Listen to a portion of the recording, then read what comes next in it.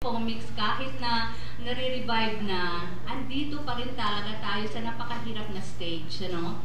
Ang industriyang to talaga ay talagang nalugmok na talagang hindi naman talaga, we cannot deny that.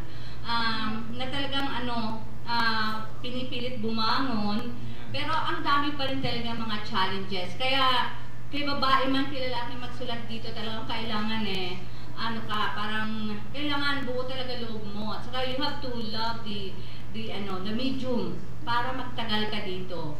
Pero ang mga babaeng writers kasi dito, maganda din na trabaho ito. Very practical. Kasi of course, you will be just working at your home, which is, yun, ang puso din ng mga babae yun. So habang ikaw ay nag-aalaga ng iyong anak, naglilinis ng bahay, nag-iisip ka ng plot. So this is really a woman's work. So walang problema. Problema nga lang is yung paano tayo umunlad commercially. Kasi sa dami-dami ng mga iba-ibang mediums, lalo na yung computers, movies na hindi na kailangan pumunta at manood ng sine na mahal at mamasahe. Bibili na lang ng pirated na pelikula dyan. Diba? Ayan ang aming mga kalaban yung mga pirated na yan. So kami actually, we also hate mga piratang pelikula dyan. Kasi masyadong mahal, kaya kahit yung 10 piso lang yung comics namin, it's really still having a hard time to really cope up commercially and financially. Pero andito pa rin, palagi nandito kasi andito kami mga babaeng magaganda, mga matatalino, magagaling. Anong magagawa natin, di ba? So, dapat ka talaga kaming pasalamatan. Ewan ko kung may magreklamo dyan. Bakit tayo mga kamay? Ako, itinirayan. Nagsasabay yung pamilya at career. Isang napakagandang career ang pagsusulat. Ako talaga, in fact, more of a mother ako than a writer. Talagang kaming lahat, kami nandito, mga nanay na nanay yan. Talagang magagaling ang aming mga anak, ha? Oo, mga nakatapos, ha? May kukontra ba dyan? Ang mga anak namin, may mga scar. Ayaw nga siya, ito wala yata ng alak. Yeah, ang karamihan sa mga, sa aming mga comics writers ng mga babae, we really have good kids. Yan yung may pagmamalaki ka, mga nakatapos, mga scholar. Wow, ay, okay, natabi niya UP, at saka mga, talagang mga, sila, mga titino. Siguro because we work at home, na nasa-supervise namin sila. Ngayon, kayo naman magtanong, kasi daldal na ako ng daldal. Sige, you just ask question and I will answer. So, papakilala po muna namin yung inyong mga kabagang.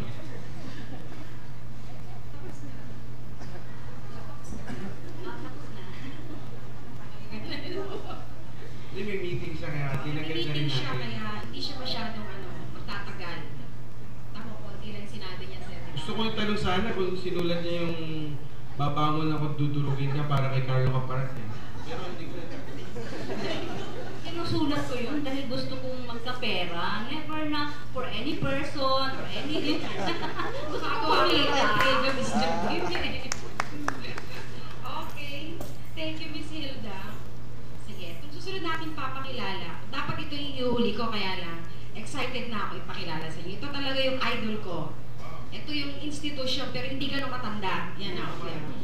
May kumare, may co-editor in Atlas, my friend, lahat-lahat. Ofelia Concepcion. Bigay muna natin kung sino si Ofelia. Ofelia Concepcion is one of the most prolific and respected comics writers in the history of Philippine comics. She was a pioneering contributor in Bulaklak, UAY, and Abante, working alongside with other creative artists like Ramon Marcelino and Bert Sarile, and an editor of Atlas Publishing. Ofelia Concepcion continues to write comics. Her work is published by independent comics publishers like Casey Cordero's Rising Stars and in the newly issued Carlo J. Caparas Comics in print published by Sterling.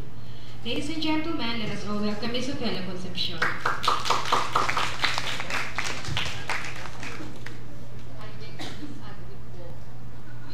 Hindi ako nagsulat sa Bulaklak. Ay, ano ba naman yan? Ano ba lang hapon yun Hindi pa ako institusyon. Pero salamat. nagsusulat ng mga tawag ka sa buhok. It takes time yun. Dapat sila ba ng buhay? Best friend niya ako, kaya kilala na ako. Papapait kumain sa akin. Mukha sa Anyway,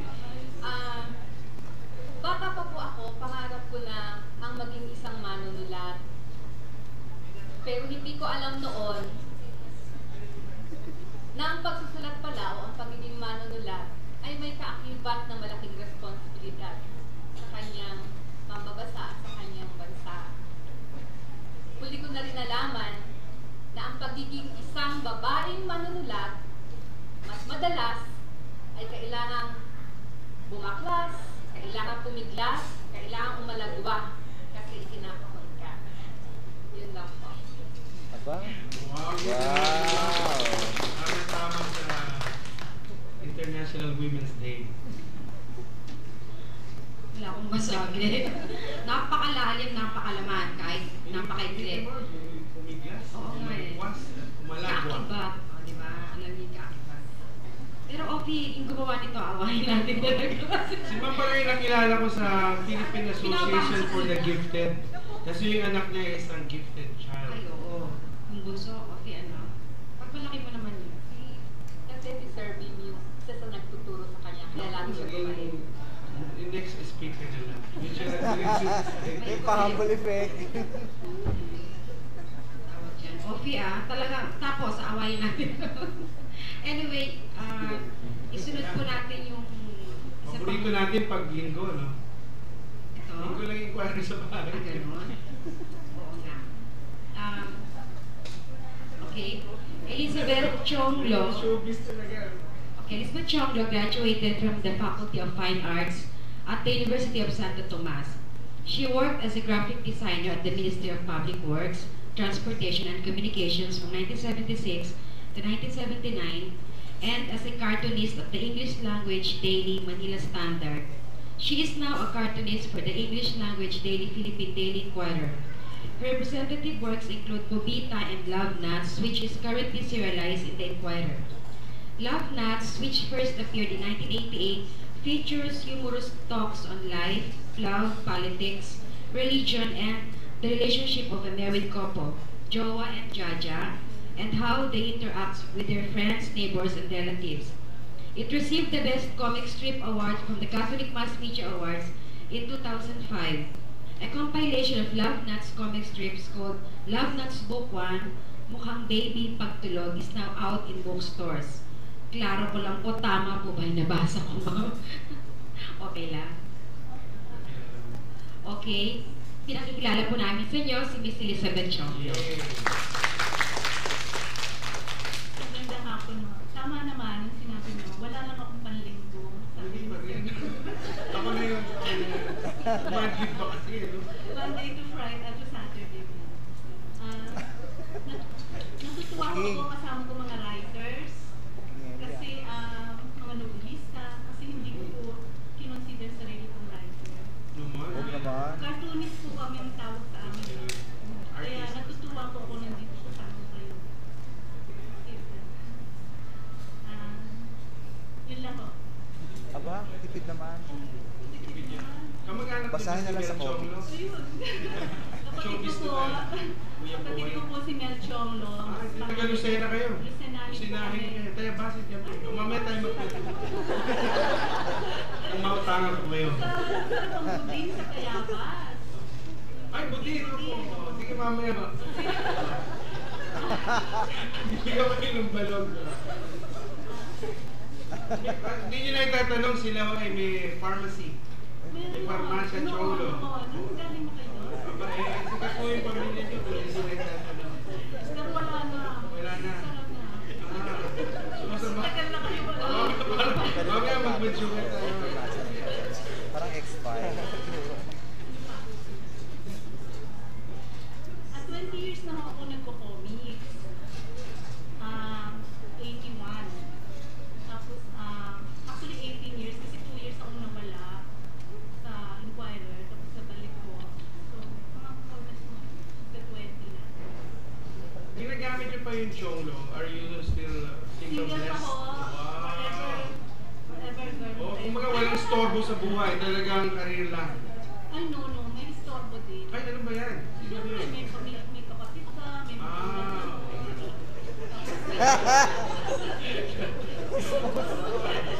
Parang talk show. Parang talk show. Kailangan, ay, ano mo lutuin mo? Oo, yun yung kahanga-hanga sa mga may bahay dito, ano. Oo, yung hindi ko lang na-experience nga yung mag-alaga ng bata, pero experience ko mag-alaga ng magulang. Oh, pero yung mga tinatalakay nyo tungkol sa pamilya, may jowa eh, di ba? Di mag-buhay may asawa. Oo. So, meron ba kayo mga binabasa o may mga kwento kayo narinig? Sabi ka nila ni Ginoong Pablo Gomez. Ay, wow. Gusto nyo bang sundutin pa yung... Ha? Maganda sana kayo tungkol sa pag-ibig. Saka hindi, nag-base din mo yun sa mga kapatid ko. Na Ayan, oo. Kasi 13 kami. Konti. Magkakapatid. So yung na-experience ng mga kapatid kong babae, kasama ko doon. Tapos may mga kaibigan din naman ako married. Tapos may mga single na iba. So, isang interview halimbawa ni Odette Quesada, di ba wala pa siyang asawa nun, yung mga kanta naman na ginagawa niya dahil dalaga siya, batay naman sa mga kaibigan niyang babae. Sa inyo ba, ginagawa ninyo yung ano rin niya? Minsan. Modelo? Pero minsan lang. Prototype? Karamihan no, experience ko. At saka, ito sa barkada. At saka yung iba, ini-imagine ko lang eh. Ini-invento ko lang eh. Ito, may ganitong sitwasyon. Ano ang i-react ko? Ano ang characters ko? So, may naiisip naman ako. Salamat, ma'am. Mamaya sa talungin namin ulit kayo. Papakilala naman natin yung nakapunot nating kaibigan. Dalagang-dalaga pa, di ba? Kasi nag-react Pareho sila, tama-tama. May bahay din. Okay. Vivian N. Limpin is a graduate of BA Malikhaing Pagsusulat sa Filipino, Creative Writing in Filipino, from the University of the Philippines in 1995. Produkto natin yan, sa loob Okay. na. She has published different writings in various publications and was a writing fellow in several writing workshops and has won a Don Carlos Palanca Memorial Award for Poetry in Filipino in 1995. She also does performance poetry. Limpin is a noted photographer and has won 2 photography awards from the Federation of Philippine Photographers Foundation. She has done production work on a number of independent film projects since completing filmmaking and animation workshops at the Mawel Fan Institute and has screened her first solo experimental animation in several film festivals locally and abroad. She has exhibited her paintings and installation pieces in a number of solo and group shows, notably with the women artist group Kasibulan since starting painting in 2000. She also collaborates with Comikera on their Comics on the Wall and published in the comics projects. Ladies and gentlemen, please welcome Ms. Vivian Limpin. Okay, yun yung kanyang trabaho. Ayan, nakasabit doon. Hindi yung mga kinulayan, mga artworks po na Comikera yan. At kasalukuyan, meron din siya sa labas ng trabaho at sa Conspiracy Garden Cafe. Ate Vivian, take it away. Planning po, may naka-exhibit akong paintings tsaka photographs sa Conspiracy. May picture din Hanggang mamayang gabi. Oo, tama. Ayun, ano ba dapat sasabihin? Love life. Huwag na yun. Turbulent siya na. Ayan. Yun, gusto ko rin sundan yung sinasabi nila kasi puro napunta sa usapin ng may pagiging may bahay. Gusto ko lang sabihin na ang struggle ng pagiging single woman ay katulad din ng mga struggle na hinaharap ng mga may bahay. Kasi ganun pa rin, ikaw pa rin mag-aalaga sa mag-asikaso sa bahay, pagluluto, mga ganun. So, bilang babaeng manunulat na may bahay din, yun din. Kailangan mo rin, nando pa rin yung struggle na kailangan balansin itong mga bagay na to, yung budget yung time sa paggawa sa bahay, at yung pagtatrabaho sa labas ng bahay, at paglikha. So, yun. Tapos bata pa lang ako, kumikera na ako. Matagal ko nang sinabi nga namin yung exhibit opening. Tingnan nyo rin yung exhibit sa kabila, Gallery 1 and 2. Sabi ko nga sa introduction, bata pa lang ako, alam ko nang kumikera ako. Tapos, hindi ko lang alam na magiging medyo mas seryoso paglaki ko, di ba? So mamaya na lang iba mukhang magtatanong naman eh, kung may tanong na lang. Yun, huwag kang math. Okay, thank you, Miss Vivian. Mas kilala si Vivian bilang Beng. Ang susunod po natin naman ay she writes and draws a daily comic strip in the Manila Bulletin called Carpool, which has dedicated the following. A dedicated following, mali pala. She is a member of Artist Den, a group of independent artists and the organizers behind the annual Comic-Con, in which she serves as the program director. Ladies and gentlemen, please welcome Sherry Baet.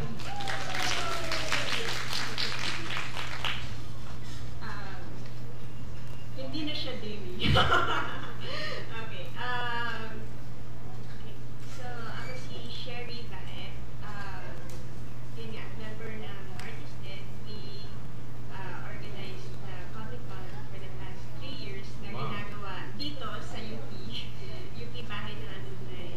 Mas malaki. Yeah. Tapos, as an artist naman, yun nga, I do yung carpool. Dati, daily siya lumalabas sa Manila Bulletin, kaya lang, due to cost cutting sa kanila, naging weekly na lang. And since mahirap kumita sa comics, since ang bayad sa comic artist or sa comic strip artist ay per strip na lumabas. So kung weekly lang siya, so yung 4 times a month, it's not enough to support yourself. So I had to find a job. So ngayon may day job ako as a graphic artist for a company. So hindi na rin trips, but I was able to release 2 books na, 2 compilations. Yung Carpool first trip and yung Carpool second wave. Tapos yung friend ko nga na tumulong sa akin na artist, si Linda Gregorio of Quircata. Sinabi niya, wow, Sherry, you're the first female comic artist who came up with who published your own comic book compilation na lumabas sa market ko. Okay. Pero sa isip ko lang talaga, I never thought na first female comic strip artist na. I just wanted to put out a book. So I go, 1 year na ako sa Manila Bulletin, so I should do something. Maglabas kaya ako ng book. Never knowing na kailangan mo pala ng mag-askas ng papers, mag-bayad ng taxes and all that stuff. So, it's a big accomplishment for me. It wasn't a big deal na you're a woman comic strip artist. Actually, nung in-interview ko rin yun si Ma'am Elizabeth last year sa Comic-Con na, oh ma'am, you are the longest running female comic strip Si artist. Ma'am ba yan? Wow. Tapos, sabi niya, talaga? Parang ganun, tas nung tinanong nga siya, being a woman comic strip artist, is it a big deal? Ganun. Actually, same lang kami na reaction. It wasn't a big deal hanggat ngayon na sinabi mo na it's a big deal. So, para sa amin siguro, we're just doing our job, or doing what we like sa comics. So, yun lang yung share ko. Siguro yun ang dapat hamon sa ating mga comics historian dito, the guy ni Sir Emil Florence. Okay, our next speaker is at the forefront of a new generation of artists whose work combines manga style with Filipino cultural sensibilities.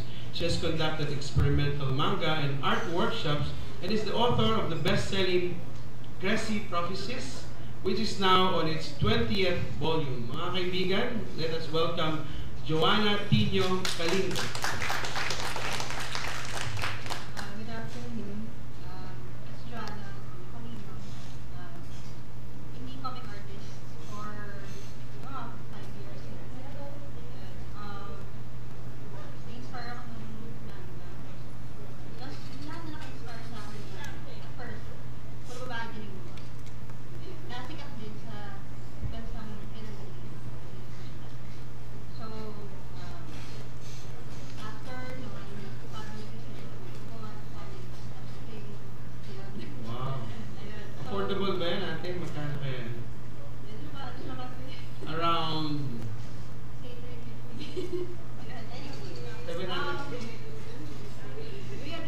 315. Naglalabas ako ng hindi na photocopy. Kasi at the time, actually nung bata ako, hindi ako masyado nagbabasa ng comics kasi mas animation talaga yun. Nag-inspire sa akin. Magalaw. Sorry. Until nakita namin yung manga, which is black and white. So parang mas affordable for us. Iisip namin gawa sana kami. So until dumating yung time na may nagtanong sa akin kung gusto ko magbenta ng comics sa mas may anime sa Katipunan. Malapit din sa Ateneo and Miriam. So, nagpahayag ako. Pero syempre hindi ako confident kasi sobrang baguhan na. So, nung naglabas ako, tapos eventually, ang dami ng convention sa akin nila. Hindi ko ako rin market indie. Na nahirapan din akong gawa isipan ng paraan kasi since yung photocopiers, tatanggihan yung mga itim na ink, yung sobrang solid. So, takaw sa tinta. Oo, yun. So, ayun yung pumayag kung hindi na text or hindi na light art. So, medyo guerrilla tactics. Nag-isip ako ng ibang paraan na Great. gumawa ng grades na hindi gumagamit ng screen tools kasi hindi affordable. Wala sa Pilipinas. So, yun. Tapos, years later, ang dami ko na nagawa na umabot na ng 12 issues. Tapos napapagod na ako magdala ng maraming kopya sa convention. So, kayo nagtagal ko na yung una. That was 2 years ago. And then, sa tagal ko ng paggawa, bumilis na yung paggawa ng indie. Siyempre, natingin ko yun to between jobs and siyempre, being a daughter at home. Wow. So, ayun, pero naisingit ko rin kasi may mga events. 2 years later, ayun, nagkaroon ng, buti na lang may Comic-Con kasi dun nakakakita yung mga tao mas maraming gawa ng both men and women na kahit underground. Challenging din yun, di ba? Actually, may deal. Inspiring at the same time. Tapos, 19 issues later, naisip ko, ginagawa na ito ka naman ka-challenge sa second. So, medyo nagulat ako na, ano ba yun? May nagsabi sa akin na prolific daw akong gumawa. Sobrang bilis daw. Pero ano lang yun, parang ilang years din kasi akong gumagawa ng ito. Sana yun lang. So, na yun lang. Kapag ano yun, kapag binilasan mo, mas mabilis ka makakagawa. Tapos yun, although hindi siya based sa real life, yung mga stories na ginagawa, yung emotions, nandun pa rin. Nagawa pa rin yung emotions. Nararamdaman pa rin siya ng normal na. So, wala. Yun. Thank you. Okay, salamat, Joanna. Pumasok nga siya sa office ng Institute of Creative Writing, kala lang natin nagpapa-preload kay Professor Romulo Baquiran Jr. Alam ko kung estudyante kasi siya, di pala magdadala siya ng artwork na nakikita natin sa Galleria 1 nandiyan sa tapat ng Land Bank. Our last speaker produces and edits the zine Jawbreaker, a Philippine-based, youth-oriented, independent publication that's both in Villacorta's words feminist and pop. She has also participated in independent art shows and is particularly interested in the relationship between media and post-colonialism. Please welcome Claire Villacorta.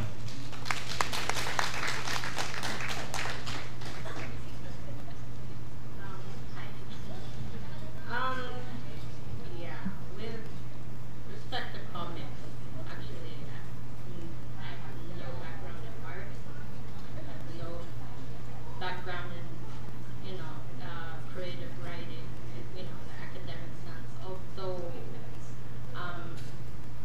I am more known for my writing work, which, I really... What's your course pala? Psychology. I'm more I got involved with media, did my share of hack work, churning out these reviews, and then when it came to writing, and then, I wanted to do something small, like a, self-published magazine type thing. So it became zines. I met my partner, boyfriend, 9 years, Paolo. Nandito ba? Yeah, he was here, but he had to go to work. He has a crappy schedule. And then, he's also a writer, so we clicked and So we you support, no? Emotional support. Yes. Also, yeah, creative, emotional, everything is important. Who So, sometimes.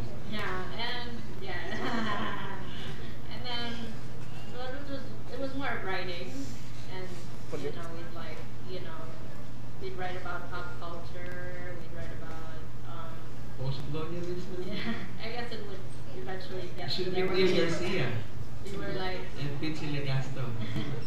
we were like becoming critical of our place in society, geopolitics.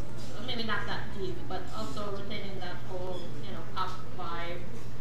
And then after a few zines, and then the feminist thing, we wanted when we also shop for comics together. And there's this place in near Ateneo at the time. They were also selling indie comics, which is not always available in comic stores. So we blow our money there, and then I think there's a free comic book day one time. They were just giving away free comics. The following year, we thought, hey, it would be fun to put out one. So like me, my partner Paulo, and this other friend of ours, we just churned out this free comic. So Investment. and we gave it away for free. And then after that, we called it Monochrome Fiesta, like 500. Monochrome Fiesta. Yeah, 500 copies, just give away to friends, or at that comic book store, we left a few copies in another comic book store.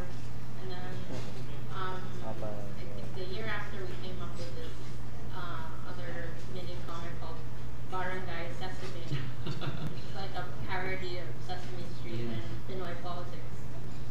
And then after, I put out anything after that. I know Paulo did, but So it's a satire, or more or less? yeah. Barangay Sesame Street and Philippine politics mixed into one.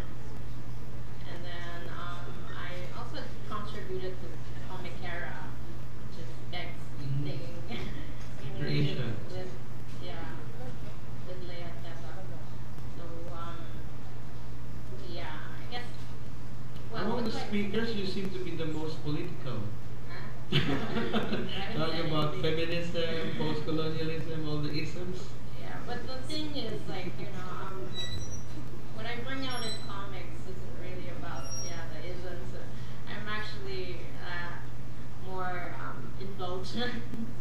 Like, I've written comics more about, myself as a little girl, and so, when it seeps into my writing, I'm sort of like, my comics are more, I guess, cutesy, rather than, the radicalism that I'm used to in text, in purely text work. So, now it's just, cute, fun stuff, indulgent stuff, me and my boyfriend. Your love life. Okay. Well, just, cute, sappy elements. We'll talk about that later. Sige, That's- Claire. yeah. Balik naman natin sa kumare mo, ate. At mukhang lakad pa. Sige, sagarin na natin. Baka ako gusto niyong isali naman kami sa usapan. Di ba, parang- Baka machismis na kami dito. parang- So, balikan natin si Ma'am Hilda. Paano ba nagsimula po kayo sa pagsusulat? Paano ba kayo nasabit din sa katarantaduhang yan? Ito naman. Ito, kultura nandun ng mga Pinoy. Kasi ang dati kong course, hindi ko nga natapos BS Chem. Chemers. Chemistry. Chemers. Okay. Adamson University kasi yung tita ko kasi doon ang head doon sa laboratory. So, siya ang... Sci-fi pa lang. Oo,